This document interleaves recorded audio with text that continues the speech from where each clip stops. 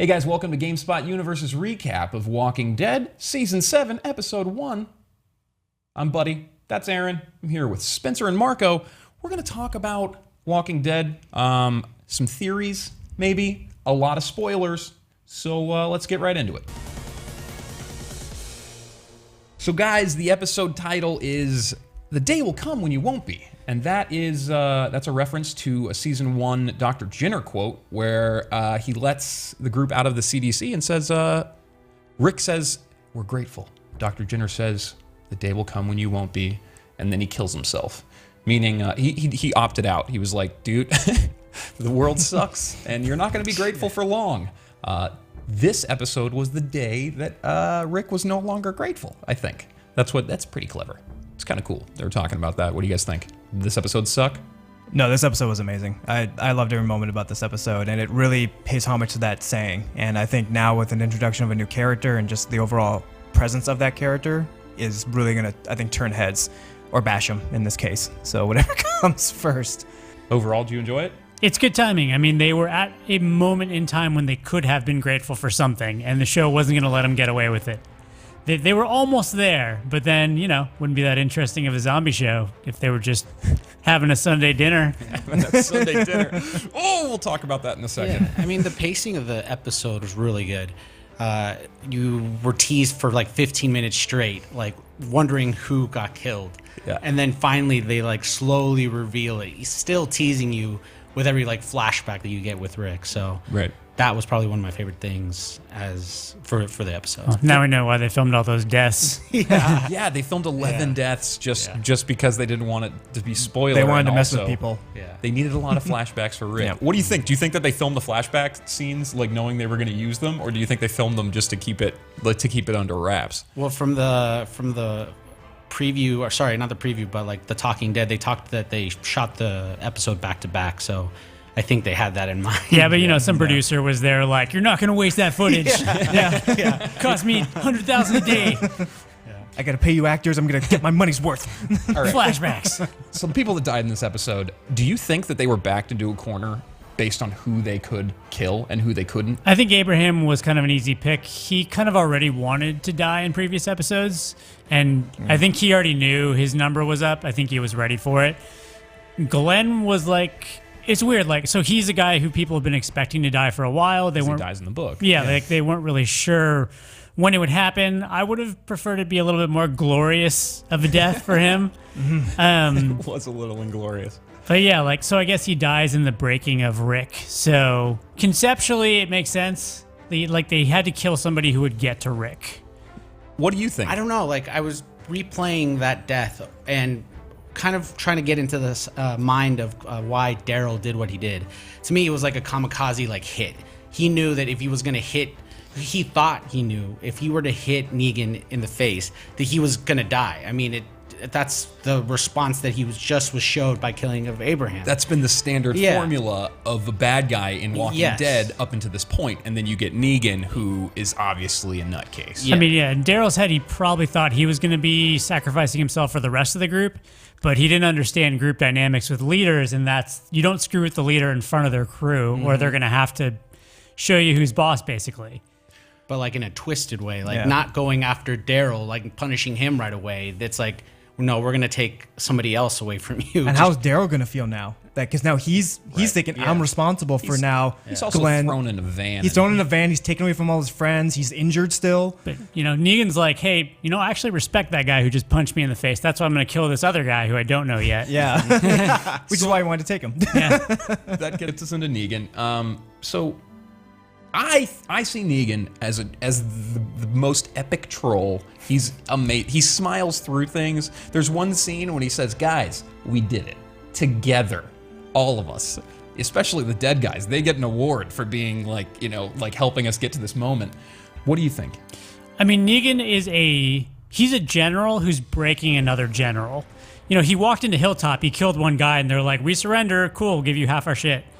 But he knew this crew was really dangerous. He knew that Rick was basically almost the same quality as him. So the reason that he killed so many people and that he put him through so much crap is because he had to break another man who was like him. And in a way, if Rick was weak, he probably could have just killed one person and that would have been the end of it. But he wants he said it, he wants a right-hand man, and I think he thinks Rick is a better right-hand man than the one he's got. So he invested in him, and he invested in him in like the sickest possible way, but he knew he had to break him, and everything that he did was to break him. And who's to think that Negan isn't afraid of Rick in his own right? Because yeah, he messes with him psychologically, but the thing is that when you think about it, Rick's crew took out so many of Negan's soldiers, and without a single loss to their own lines. If you're Negan's situation, you're thinking, wait a minute, man, I don't know if I want to kill all these people. I want them to work for me, but I have to set an example, and I need to break the leader. I can't kill him, because if I do, I'm going to make him a martyr, and his guys are going to, they're going to revolt against me. So what better way?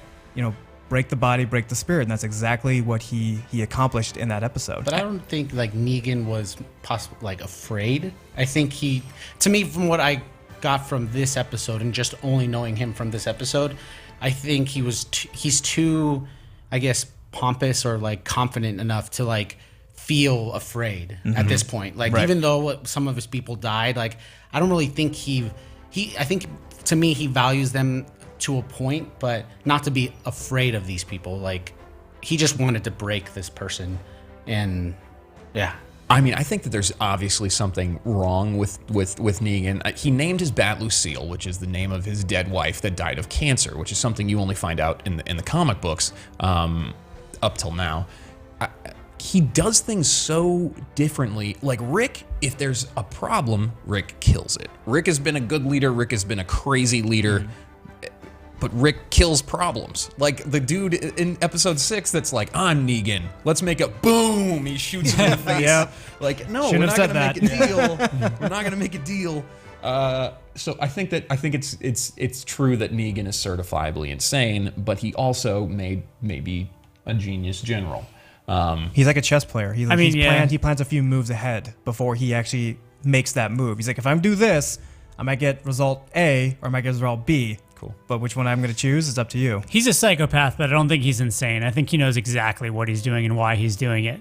Like he gets that killing is not the main purpose of war. It's breaking your enemy's will, and killing is just a byproduct or a tool of war. So I mean, that's what he did the entire end of last season. All he did was screw with them for an entire day. He was just breaking their will. That's all he was doing. And honestly, like if they had broke at that point, he still would have killed one person probably out of because that's his rule and he wants to show he's serious, but it probably would have ended right there. Yeah.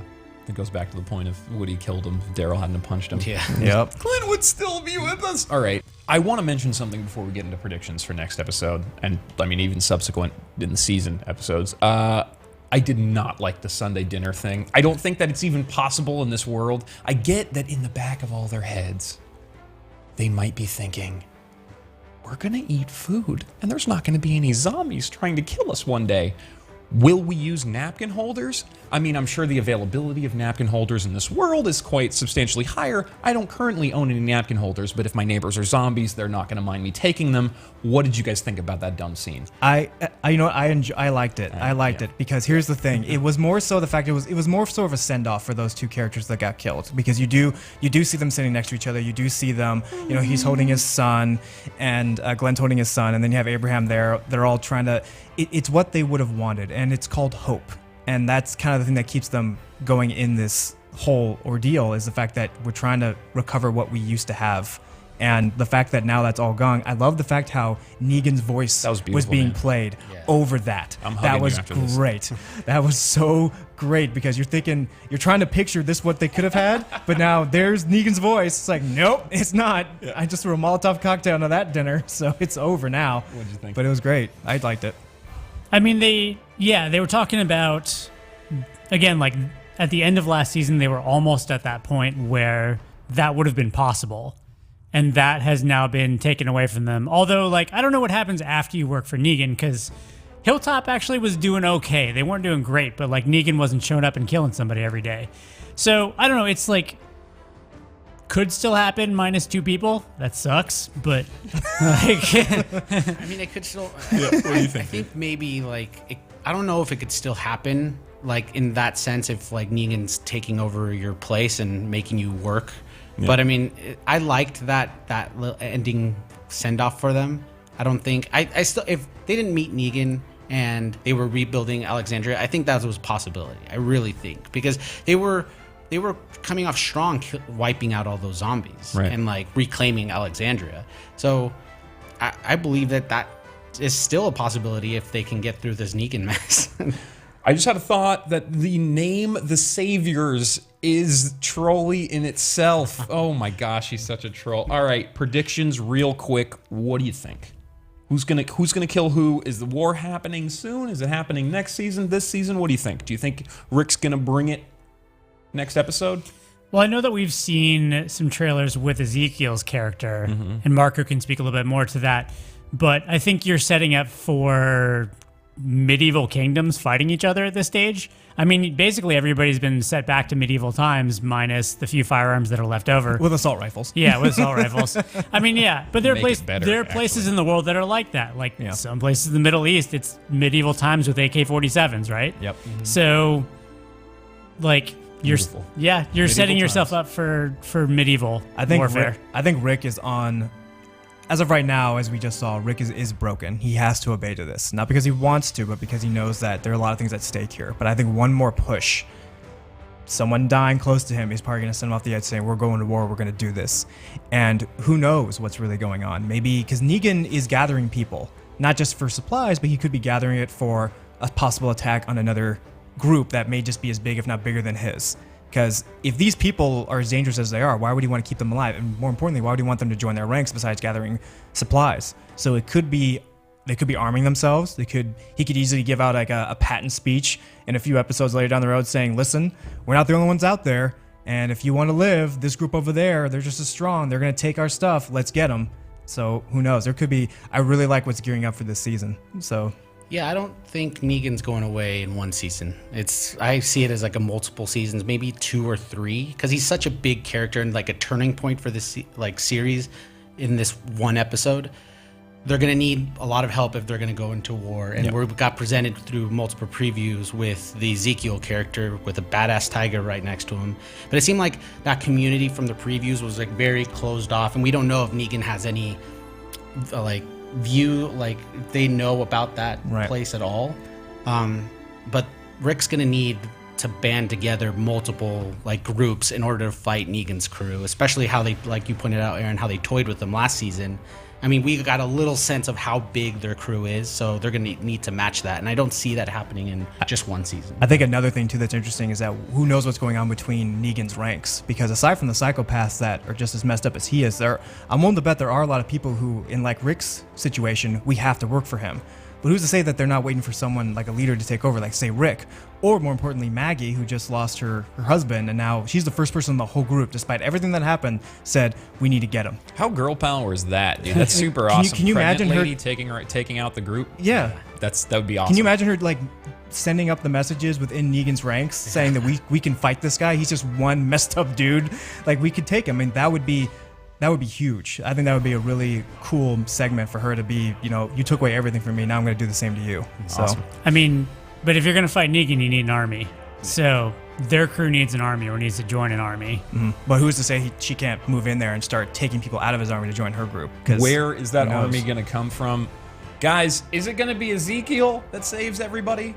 Is the problem going to be resolved within Negan's own rank? Is Rick gonna rise up and use the 6-shooter that we all know him and love him for? Find out next year, possibly. We're gonna be checking this out. Next episode is called The Well. I have no insight into what that means as of yet, but we're gonna talk about it. Join us, nerd out with us. Keep it locked to GameSpot Universe for your favorite comic books, TV shows, and movies. I'm Buddy, Aaron, Spencer, Marco. We'll see you guys next week.